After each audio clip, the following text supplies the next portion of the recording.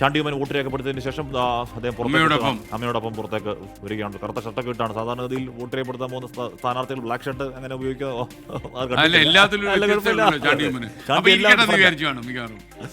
എനിക്ക് തോന്നുന്നത് ഇപ്പോൾ പ്രിയപ്പെട്ട പ്രേക്ഷകർക്ക് മമ്മൂട്ടിയും അതുപോലെ മോഹൻലാലും വോട്ട് ചെയ്യാനെത്തിയ ദൃശ്യങ്ങൾ കാണാം. വേണമെങ്കിൽ നമുക്ക് പൃഥ്വിരാജിൻ്റെ ദൃശ്യം കൂടി കൊടുക്കാം. അദ്ദേഹം കൊച്ചി തേവരയിൽ വോട്ട് ചെയ്ത് മടങ്ങിയിരുന്നു. ആ ദൃശ്യം കൂടി പ്രേക്ഷകരെ, പുതുതായി വന്ന പ്രേക്ഷകർ കാണാൻ വേണ്ടി വേണമെങ്കിൽ കാണിച്ചു കൊടുക്കാം. ഈ നടന്മാരെല്ലാം തന്നെ ഒരുപക്ഷെ കൊടുക്കുന്ന സന്ദേശം എല്ലാവരും വോട്ട് ചെയ്യണം. ജനാധിപത്യത്തിലെ ഏറ്റവും വലിയ അവകാശം 5 കൊല്ലത്തിലൊരിക്കലും മാത്രം നമുക്ക് ലഭിക്കുന്ന ഈ അവകാശം നമ്മളതിൻ്റെ പൂർണ്ണ ശക്തിയോടെ ഉപയോഗിക്കണമെന്ന് തന്നെയാണ്. വെയിൽ നല്ല കനത്ത് വരുന്ന ഈ വേളയിൽ കൂടുതൽ ആളുകൾ എത്തുന്നു എന്നുള്ളതും സന്തോഷകരമായ കാര്യമാണ്. ഇപ്പോൾ സ്ക്രീനിലുള്ളത് മരിയ ഉമ്മനും അതുപോലെ ചാണ്ടി ഉമ്മനും അവരുടെ അമ്മയും ആണ്. അവർ 3 പേരും വോട്ട് ചെയ്തതിന് ശേഷമാണ് ഇപ്പോൾ പൃഥ്വിരാജ് പോളിംഗ് ബൂത്ത്, തേവരയിലെ പോളിംഗ് ബൂത്തിലെത്തി വോട്ട് ചെയ്യാൻ ക്യൂ നിൽക്കുന്നതിൻ്റെ ദൃശ്യം കൂടി പ്രേക്ഷകർ കാണുന്നു. അപ്പം പൃഥ്വിരാജ്, മമ്മൂട്ടി, മോഹൻലാൽ, നമ്മുടെ പ്രധാനപ്പെട്ട 3 താരങ്ങൾ ഇത് ഇപ്പോൾ ചാണ്ടിയുമ്മനും കുടുംബവും അവർ വോട്ട് ചെയ്തു. ഒരുപക്ഷെ ഉമ്മൻചാണ്ടി അനുവർത്തിച്ച അതേ പാരമ്പര്യമാണ് ചാണ്ടിയുമ്മനും പാലിക്കുന്നത്.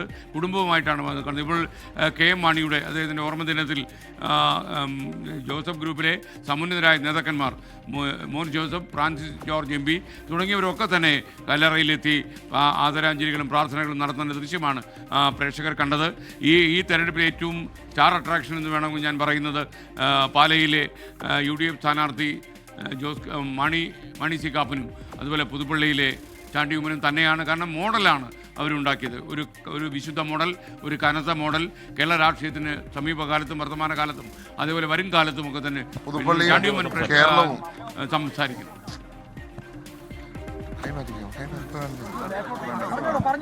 ഇന്ന് പുതുപ്പള്ളിയും കേരളവും ഇടതുപക്ഷ സർക്കാരിനെതിരെ വോട്ട് ചെയ്യുന്ന ദിവസമാണ്. പല പ്രതിഷേധങ്ങളുണ്ട്, ഒന്നല്ല. എൻ്റെ പിതാവിനെ അന്യായമായി 1-2 വർഷമല്ല 9 വർഷക്കാലം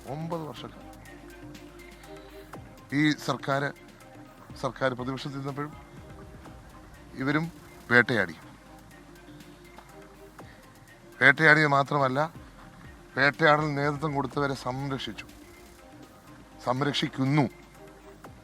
അതിനെതിരെയുള്ള പ്രതിഷേധമുണ്ട്, ഒരു സംശയം വേണ്ട. അത് വലിയ പ്രതിഷേധമാണ്. പുതുപ്പള്ളിയുടെ മനസ്സിൽ, കേരളത്തിൻ്റെ മനസ്സിലേറ്റ മുറിവാണത്.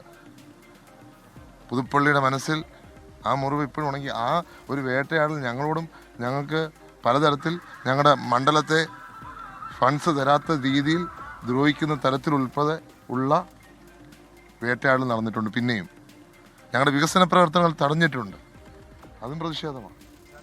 ഒപ്പം ഞാൻ കയറിയതിന് ശേഷം 9 വർഷം ഞങ്ങളുടെ തൊട്ടപ്പുറത്തോട്ടൊന്ന് പോയിക്ക് ഒരു സൂപ്പർ സ്പെഷ്യാലിറ്റി ഹോസ്പിറ്റൽ, ആ ഹോസ്പിറ്റൽ ഇപ്പോഴും അങ്ങനെ തന്നെ നിൽക്കുക. ഞങ്ങളുടെ പാലങ്ങൾ അത് ഇപ്പോഴും തൂളിൽ നിൽക്കുക. ഉമ്മൻചാണ്ടി സർക്കാർ എവിടെ നിർത്തി അവിടെ നിൽക്കുക. അപ്പം വേട്ടയാടി മാത്രമല്ല, ഈ മണ്ഡലത്തോടും കാണിച്ച അന്യായങ്ങൾ ചെറുതല്ല. ഞങ്ങളുടെ സിവിൽ സ്റ്റേഷനിൽ എൻ്റെ പണി തീരാത്ത ഒരു സിവിൽ സ്റ്റേഷന് എൻ്റെ പിതാവിൻ്റെ പേരിട്ടു. മറക്കാൻ ഞങ്ങളെ ഇങ്ങനെ അവമാനിക്കണം. അദ്ദേഹത്തെ നിങ്ങൾ 9 വർഷക്കാലം പല രീതിയിൽ പീഡിപ്പിച്ചു അല്ലെങ്കിൽ വേട്ടയാടി. ഇന്ന് അതേ പണി തീരാത്തൊരു സ്ഥാപനത്തിന് അത് അദ്ദേഹത്തിൻ്റെ പേരിടണോ? അത് വേട്ടയാടൽ തന്നെയാണ്. ഞങ്ങൾക്ക് അദ്ദേഹത്തിൻ്റെ മരണശേഷവും ഞങ്ങളെ വേട്ടയാടിയതിന് തുല്യമായിട്ട് തന്നെ ചെയ്ത കാര്യങ്ങളാണ്. അതുപോലെ തന്നെയാണ് ശബരിമല സ്വർണ്ണക്കൊള്ളയും ഈ നാടിനെ ആകെപ്പാടെ ബാധിച്ച പ്രശ്നമാണ്. ഇതൊക്കെ പ്രതിഷേധങ്ങളുണ്ട്. അത് ജനം ഇന്ന് പോളിംഗ് ബൂത്തിൽ ചെല്ലുമ്പോൾ ആ പ്രതിഷേധം കാണിച്ചിരിക്കും എന്നുള്ള കാര്യത്തിൽ സംശയമില്ല. ആ കറുപ്പ് പ്രതിഷേധത്തിൻ്റെ ഇതാണ്. ഇന്ന് കറുപ്പ് കാണുമ്പോൾ ആർക്കെങ്കിലും വിഷമമുണ്ടെങ്കിൽ എനിക്കൊന്നും ചെയ്യാനില്ല. ഒന്നും പറയാൻ, കറുപ്പ് കണ്ടാൽ ഇന്ന് പലർക്കും പ്രശ്നമാണ്.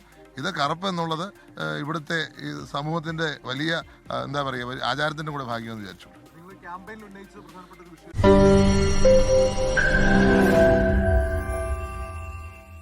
ലോകത്തെവിടെയായാലും ഏത് സമയത്തും 24 വാർത്തകളും ഓഗ്മെന്റഡ് റിയാലിറ്റി പാക്കേജുകളും എക്സ്പ്ലെയിനറുകളും വിശദമായി കാണാൻ ഞങ്ങളുടെ YouTube ചാനൽ നിങ്ങൾക്ക് സബ്സ്ക്രൈബ് ചെയ്യാം.